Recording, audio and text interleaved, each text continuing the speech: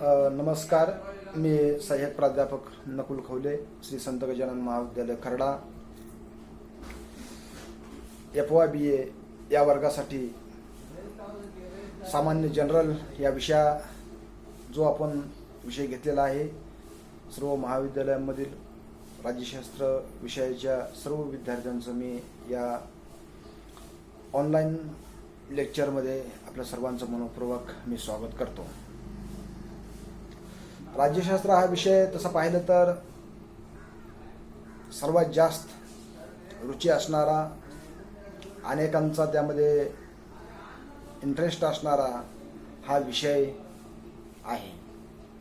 आणि हे सर्व होत असताना त्यामध्ये एक महत्त्वाची गोष्ट ही आहे की जास्तीत जास्त आज राज्यशास्त्राची ओळख करून देत असताना राज्यशास्त्र या विषयाकडे विद्यार्थ्यांचा ज्या पद्धतीनं मोठ्या प्रमाणामध्ये ओढा किंवा आवड असण्याचं कारण हे आहे की स्पर्धात्मक परीक्षामध्ये कमीत कमी अभ्यासावरती आणि लक्षात राहून त्यामध्ये जास्तीत जास्त आपल्याला करिअर करता येतं, त्यामध्ये मोठ्या प्रमाणामध्ये वाव आहे.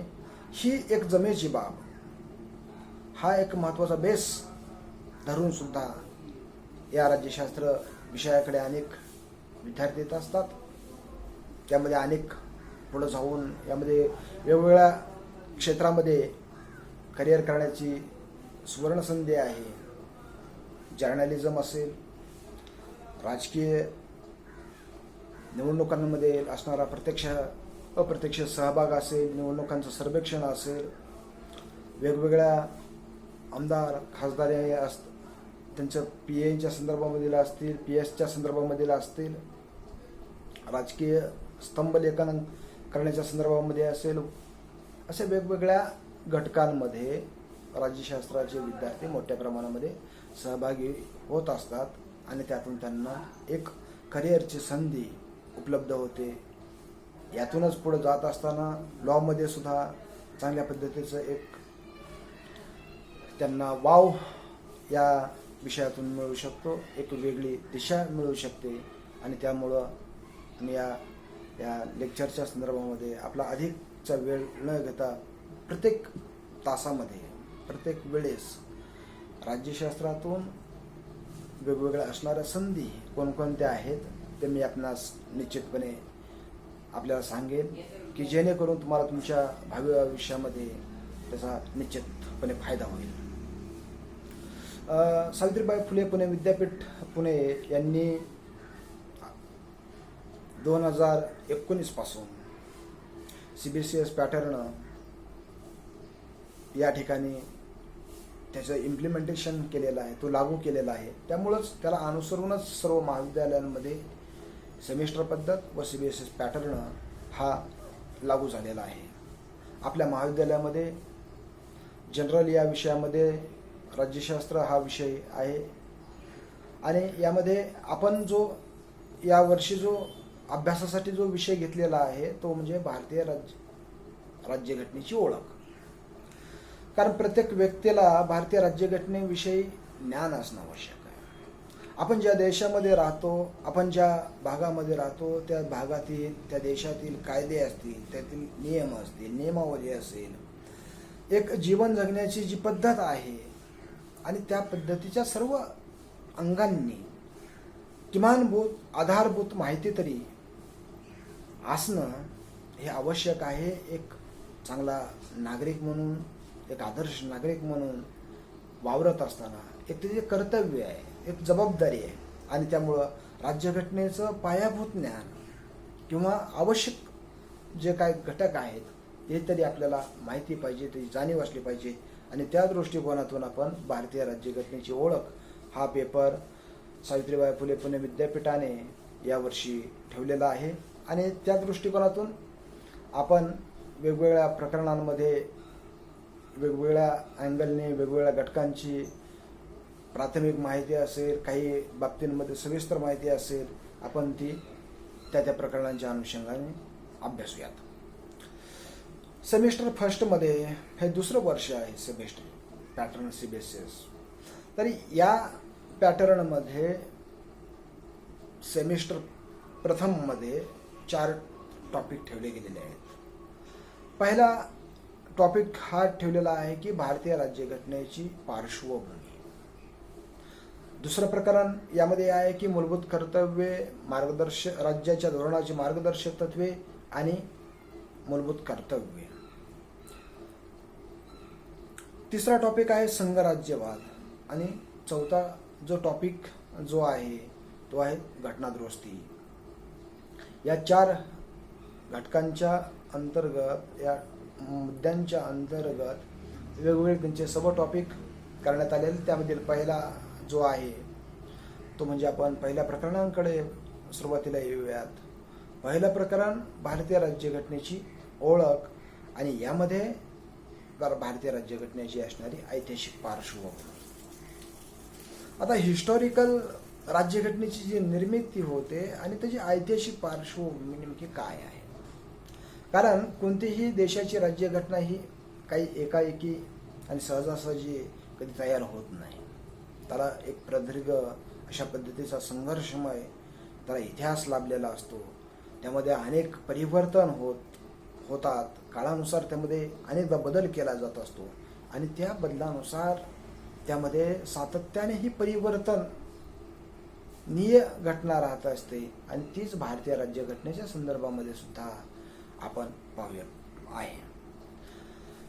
भारतावरती इंग्रज आले 1600 मध्ये भारतामध्ये व्यापाराच्या दृष्टिकोनातून, परंतु या ठिकाणच्या राजकीय अस्थिरतेचा फायदा घेत, राज्यामधील असणारा भेदभावाचा फायदा घेत असेल, त्यांच्याबद्दल असंतोषाचा फायदा घेऊन असेल, या ठिकाणी व्यापारी म्हणून आले आणि राज्यकर्ते झाले.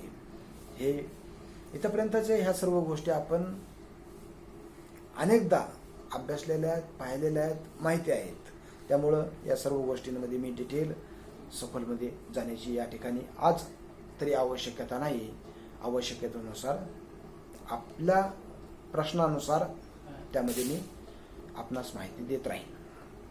पहिला महत्त्वाचा मुद्दा हा आहे की भारतीय राज्यघटनेची निर्मिती होत असताना, कारण भारतामध्ये राज्यघटना होती का नाही, भारतामध्ये राजेशाही लोकशाही अस्तित्वात होती की नाही, भारतातील राज्यकारभार हा इथल्या नियमानुसार चालत होता की नाही, त्याचं जर आपण संशोधन केलं तर भारतामध्ये, प्राचीन भारतामध्ये लोकशाही अस्तित्वात होती, गणराज्यात्मक शासन अस्तित्वात होतं आणि या ठिकाणी राज्यघटनेनुसार, नियमानुसार राज्यकारभार चालत होता. तो म्हणजे गणराज्य शासन पद्धतीमध्ये. ही गणराज्य शासन पद्धती सिंधू नदीचं खोरं असेल, गंगा नदीचं खोरं असेल, या प्रदेशांमध्ये ही वेगवेगळी लहान लहान गणराज्य वसलेली होती. मग त्यामध्ये लिच्छवी असेल, यदेवी असेल, अशी वेगवेगळी शाक्य गणराज्य असेल, अशा वेगवेगळ्या गणराज्यांमध्ये ही लोकशाही प्रथा अस्तित्वात होती. त्या ठिकाणची राज्यघटना अस्तित्वात होत्या. याच्यावरती संशोधन झालेलं आहे मोठ्या प्रमाणामध्ये आणि त्यातून ही माहिती आपल्याला अलीकडे उपलब्ध झालेली आहे. आणि हे सर्व होत असताना त्या ठिकाणी निवडणुका होत होत्या, राज्यकारभार चालू होत होता, प्रशासक त्या ठिकाणी नियुक्त केला जात होता. ह्या सर्व बाबी आहेत आणि हे सर्व होत असतानाच, परंतु मधल्या काळामध्ये चंद्रगुप्त मौर्याच्या राज्याच्या कारभारानंतर, एकसंघ भारताच्या नंतर या ठिकाणी वेगवेगळी जी परकीय आक्रमणं झाली आणि या परकीय आक्रमणानंतर मात्र भारतातील असणारी वेगवेगळी गणराज्ये जी होती ही परकीय आक्रमणाला प्रतिकार करू शकले नाहीत आणि काळाच्या ओघात लुप्त झाली. हा पहिला महत्त्वाचा मुद्दा. आणि यानंतर मात्र वेगवेगळी परकीय आक्रमणं आली आणि हे परकीय आक्रमण मोगल असतील, वेगवेगळे इंग्रज असतील, फ्रेंच असतील, पोर्तुगीज असतील, आणि ह्या परकीय आक्रमकानंतर भारतामध्ये इंग्रज आले व्यापाराच्या दृष्टिकोनातून.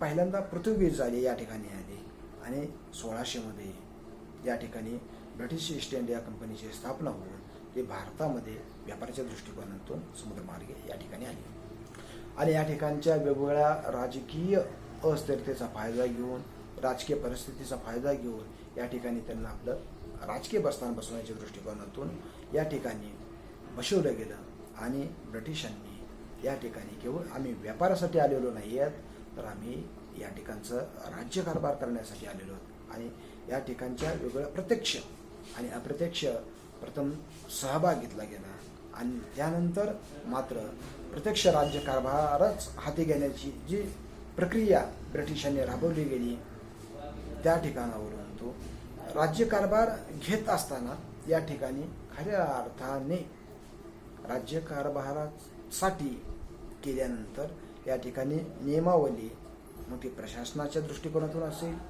जनतेच्या दृष्टिकोनातून असेल, किंवा या ठिकाणचा सर्व नियमावलीच्या दृष्टिकोन प्रशासन करण्याच्या दृष्टिकोनातून जी नियमावली तयार करण्यात आली, वेगवेगळे ॲक्ट तयार करण्यात आले, वेगवेगळे सनदा त्यांना जाहीर करण्यात आलेल्या होत्या, वेगवेगळे जाहीरनामे प्रसिद्ध केले गेलेले होते, काही वेगवेगळे कायदे तयार केले गेलेले होते.